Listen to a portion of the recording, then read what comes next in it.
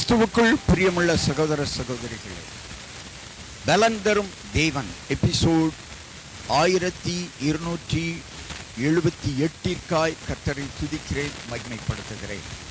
இந்த நாளிலும் சங்கீதம் 145 8வது 9வது வசனங்கள். கர்த்தர் இரக்கமும் மன உருக்கமும் நீடிய சாந்தமும் மிகுந்த கிருபையும் உள்ளவர். கர்த்தர் எல்லார் மேலும் தயவுள்ளவர். அவருடைய இரக்கங்கள் அவருடைய எல்லா கிரியைகளின் மேலும் உள்ளது.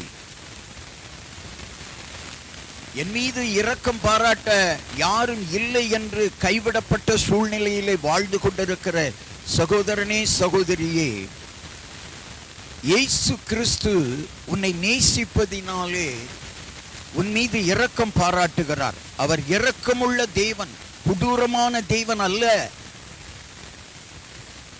இயேசுனுடைய கைகளிலே ஆயுதங்களோ கொடூரமான வெப்பன்ஸோ இல்லை. அவர் வார்த்தையே சத்துருக்களை சங்கரித்துவிடும். உன் மீது மனம் உருக்கமுள்ள தேவன். நீ கைவிடப்பட்ட சூழ்நிலையிலே, கலக்கமுற்ற சூழ்நிலையிலே நீ வாழ்ந்து கொண்டிருப்பாயானால் உன் மீது மனதுருகுகிற இயேசுவை நோக்கிப்பார். கிருபை உள்ள ஆண்டவரை நோக்கிப்பார். அவர் எல்லார் மீதும் தயவு பாராட்டுகிற. ஒருவேளை நீ பாவியாக கூட இருக்கலாம், ஆண்டவரை அறியாத அக்கிரமக்காரனாக கூட இருக்கலாம், கிறிஸ்தவர்களை துன்பப்படுத்துகிற ஒரு மோசமான மனிதனாக கூட இருக்கலாம். உன்னையும் ஆண்டவர் நேசிக்கிறார். அவருடைய இரக்கங்கள், அவருடைய செயல்கள், கிரியைகள் எல்லாவற்றின் மேலும் உள்ளது.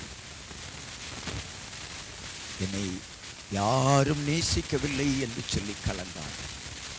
இயேசு உன்னை நேசிக்கிறார். நீ நம்பின தெய்வங்கள் கைகளிலே ஆயுதங்களை வைத்துக்கொண்டு உன்னை நேசிக்காமல் இருக்கலாம்.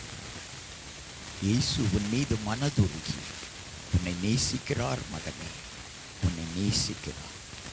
கண்களை மூடி ஜெபிக்கலாம். எங்களை நேசிக்கிற நல்ல தகப்பனே, இன்றைக்கு யார் யார் கைவிடப்பட்ட சூழ்நிலையில வாழ்ந்து கொண்டிருக்கிறார்களோ அவர்களை தேடி இந்த செய்தி வருகிறது. இயேசு உங்களை நேசிக்கிறார். உங்கள் மீது இரக்கம் பாராட்டுகிறார். உங்கள் மீது மனதுருகுகிறார். ஏனென்றால் அவர் மனதுருகுகிற தேவன்.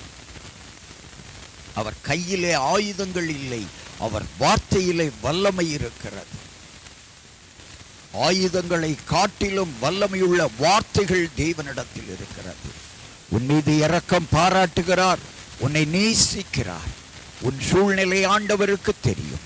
நீ கைவிடப்பட்ட சூழ்நிலையில் வாழ்ந்து கொண்டிருந்தாலும், தோல்வியுற்ற சூழ்நிலையில் வாழ்ந்து கொண்டிருந்தாலும், நஷ்டப்பட்டு வேதனையுடன் வியாபாரத்திலே, தொழிலிலே, கடைகளிலே நீ மிகவும் நெருக்கப்பட்டு வாழ்ந்து கொண்டிருந்தாலும் உன் மீது மனதுருகி உன்னை ஆசீர்வதிக்கிற தேவனை நோக்கிப்பார்.